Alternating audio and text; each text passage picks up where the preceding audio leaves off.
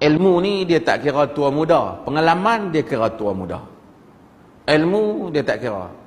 Kadang-kadang orang tu dia tu imam ke apa dia, ada orang muda tegur dia bagi pandangan, dia kata hadis ni, ada hadis tu imam tak boleh ni. Aku makan garam dulu pedang dia kata. Sahabat dia dalam ilmu dia tak berkaitan dengan garam. Ada bab ilmu garam. Pasal orang lain mungkin makan mentega kan. Orang dulu-dulu macam tu lah. Dia pantang orang tegur. Bila orang tegur dia kata dia tak tahu hujah apa, dia habaq dia makan garam dulu kan. Kata sebab tu yang darah tinggi. Lepas tu fikir tak stabil kan. Setengah orang macam tu. Kami lama dah.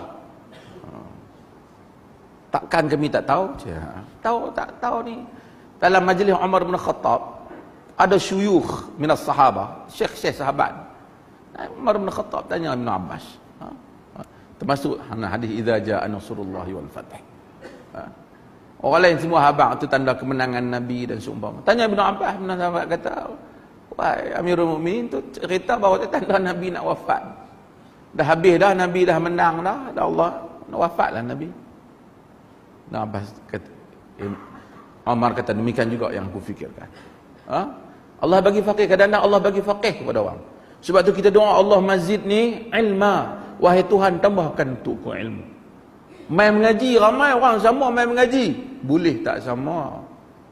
Boleh tak sama?